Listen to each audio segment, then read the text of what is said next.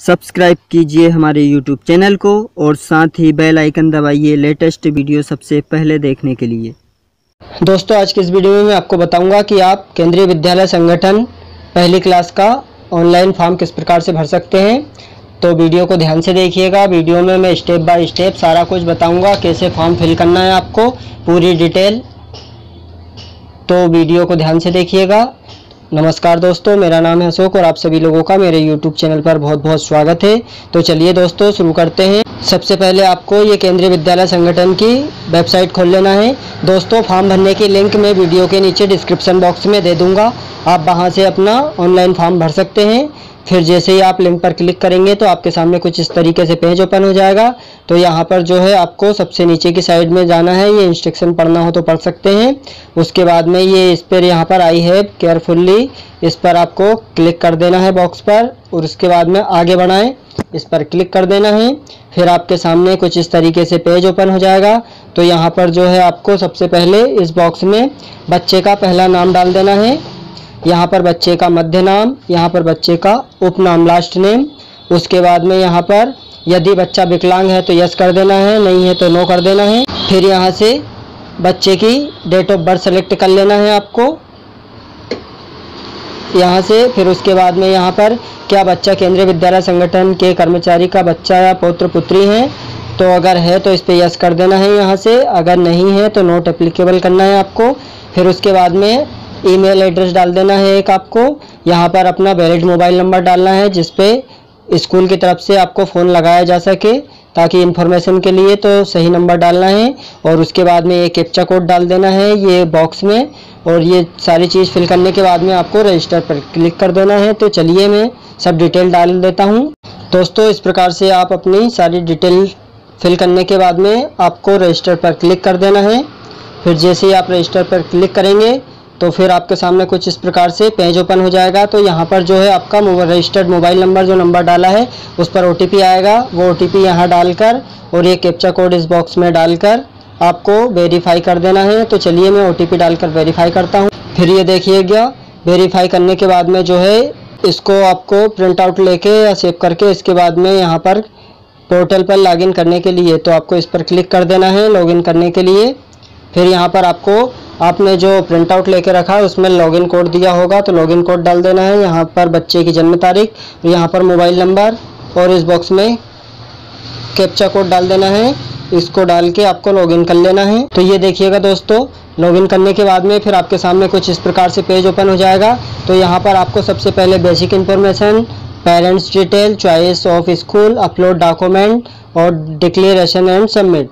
तो ये आपकी जो है 5 स्टेप में आपका फॉर्म सबमिट होगा। 5 स्टेप के बाद में तो आपको वीडियो को ध्यान से देखना है ताकि आप अपना फॉर्म भरने में किसी प्रकार की दिक्कत ना आए। तो मैं सारा कुछ आपको डिटेल में समझाऊंगा, तो ध्यान से देखिएगा आप। तो देखिएगा, आपने जो नाम डाला है वो फर्स्ट पेज में, तो आपका जो नाम है, डेट ऑफ बर्थ, ये तो ऑटोमेटिक आ गई है। फिर यहाँ पर उसके बाद में आपको यहाँ से चॉइस जेंडर सेलेक्ट कर लेना है, लड़का है या लड़की है। उसके बाद में यहाँ से ध्यानपूर्वक टिक करना है आपको परिवार का आर्य वर्ग, फैमिली इनकम ग्रुप। तो आपको यहाँ से जो है आप किस कैटेगरी के लिए ये फॉर्म फिल कर रहे हैं, कम आय वर्ग के अंतर्गत या आर्थिक रूप से कमजोर EWS या फिर गरीबी रेखा से नीचे BPL कार्ड। तो चलिए, जैसे आपको गरीबी रेखा BPL कार्ड से भरना है तो आपको ये नीचे वाले इस पर टिक कर देना है। फिर उसके बाद में यहाँ से आपको EWS BPL प्रमाण पत्र क्रमांक, तो यहाँ पर जो है आपका BPL कार्ड में जो सर्वे क्रमांक नंबर होगा या आपका जो BPL कार्ड पे देख लेना है वो नंबर आपको यहाँ पर डाल देना है। उसके बाद में यहाँ पर BPL प्रमाण पत्र जारी करने की तारीख डाल देना है यहाँ पर, और यहाँ पर BPL प्रमाण पत्र जारीकर्ता प्राधिकरण उसका नाम डाल देना है। यहाँ से जाति वर्ग सेलेक्ट कर लेना है, आप कौन सी कैटेगरी में आते हैं, जनरल, OBC, ST, SC जो भी हो। उसके बाद में यहाँ पर रक्त समूह पर क्लिक करके यहाँ से ब्लड ग्रुप डाल देना है आपको, अगर ब्लड ग्रुप पता हो तो यहाँ से डाल सकते हैं। ये सब डिटेल फिल करने के बाद में आपको नेक्स्ट पर क्लिक कर देना है। तो चलिए मैं सारी डिटेल फिल कर देता हूँ, फिर नेक्स्ट चलते हैं। ये देखिएगा दोस्तों, फिर सेकंड स्टेप में पेरेंट्स डिटेल। तो यहाँ पर जो है आपको सबसे पहले ये माता का विवरण देना है। तो यहाँ से आपको चॉइस टाइटल पर क्लिक करके माता का MS या MRS ये लगा सकते हैं, MS। उसके बाद में माता का फुल नेम डाल देना है। यहाँ पर राष्ट्रीयता में इंडियन डाल देना है। और उसके बाद में क्या आप चाहते हैं कि माता का आवासीय पता पिता के आवासीय पता फील्ड में स्वतः ही लिखा जाए, तो आपको इस पर यस कर देना है। अगर माता और पिता का दोनों एड्रेस सेम लिखना है तो नीचे के भाग में भी फादर्स का एड्रेस सेम लिखा जाएगा यस करने के बाद में, तो यस कर सकते हैं इस पर। उसके बाद में यहाँ पर आपको देश में इंडिया सेलेक्ट कर लेना है। उसके बाद में यहाँ से अपना राज्य सेलेक्ट कर लेना है। आप जिस भी राज्य से हो वो यहाँ से सेलेक्ट कर लेना है आपको। फिर उसके बाद में यहाँ से अपने सिटी का नाम डाल देना है। फिर यहाँ पर आपको घर का पूरा पता डाल देना है अपना। यहाँ पर आपका पिन कोड डाल देना है। यहाँ पर घर का टेलीफोन नंबर अगर हो तो डाल सकते हैं, नहीं तो इसको छोड़ सकते हैं। यहाँ पर अपना मदर्स का मोबाइल नंबर डाल देना है। यहाँ पर ईमेल आईडी अगर डालना हो तो, नहीं तो यहाँ छोड़ सकते हैं। फिर यहाँ पर यदि माता काम करती हैं तो अगर आपकी माता जी कहीं काम करती है जॉब, तो यहाँ पर उसका व्यवसाय लिख सकते हैं। या कहीं जॉब नहीं कर सकते तो यहाँ पर हाउसवाइफ लिख सकते हैं। यहाँ पर खाली छोड़ सकते हैं। कुछ संस्था का नाम अगर हो तो लिखना हो तो लिख सकते हैं। फिर यहाँ पर आपको पिता का विवरण, तो यहाँ पर पिता का विवरण में यहाँ से आपको MR सेलेक्ट कर लेना है। यहाँ पर पूरा नाम डाल देना है फादर्स का। यहाँ से राष्ट्रीय में इंडियन सेलेक्ट कर लेना है। यहाँ पर क्या आप चाहते हैं कि पिता का आवासीय पता माता के आवासीय पता फील्ड में स्वतः ही लिखा जाए, तो इस पर ये सब माता का एड्रेस के बाद में यहाँ से ये सब कुछ ऑटोमेटिक लिखा जाएगा जैसे आप माता का एड्रेस सेलेक्ट करेंगे। फिर यहाँ पर फादर्स मोबाइल नंबर डाल सकते हैं। यहाँ पर फादर्स की इनकम, जैसे पापा क्या करते हैं, यहाँ पर गवर्नमेंट जॉब में हो तो गवर्नमेंट जॉब लिख सकते हैं, या प्राइवेट ड्राइवर हो, मजदूर हो, लेबर हो, जो भी हो वो यहाँ पर डाल सकते हैं आप इसकी डिटेल। तो चलिए मैं डिटेल डालकर नेक्स्ट की ओर चलते हैं, नेक्स्ट स्टेप की ओर। तो ये देखिएगा दोस्तों, आपको इस तरीके से अपनी जो डिटेल है वो इस तरीके से आपको डाल देना है सही सही। फिर उसके बाद में आपको नेक्स्ट कर देना है। जैसे ही आप नेक्स्ट करेंगे फिर आप choice of school third step पर पहुंच जाएंगे। तो यहाँ पर जो है आपको सेलेक्ट विद्यालय, तो यहाँ पर जो है आप अपनी नज़दीकी केंद्रीय विद्यालय के लिए यहाँ पर नाम डाल सकते हैं। कोई 3 स्कूल का नाम डाल सकते हैं। तो यहाँ से फर्स्ट, यहाँ सेकेंड, यहाँ थर्ड प्रेफरेंस। तो यहाँ पर चलिए जैसे मैं आपको बताता हूँ, ध्यान से समझिएगा। यहाँ से तो जैसे आपको सबसे पहले चॉइस स्टेट, अपना जो है स्टेट, कौन से स्टेट से हो आप वो यहाँ पर सबसे पहले सेलेक्ट कर लेना है। फिर उसके बाद में यहाँ से विद्यालय का नाम चुने। तो यहाँ से आपको जो भी अपने क्षेत्र की सबसे नज़दीकी केंद्रीय विद्यालय हो वो यहाँ से सेलेक्ट कर लेना है। जैसे मान लो ये एक मैंने ये कर दी है फर्स्ट नंबर पे, तो उसका जो एड्रेस है वो ये डिटेल यहाँ पर आ चुकी है। फिर यहाँ पर नीचे देख सकते हैं ये व्यू मैप पर क्लिक करके, तो यहाँ से अब जो आपने स्कूल का नाम डाला वो यहाँ से देख सकते हैं।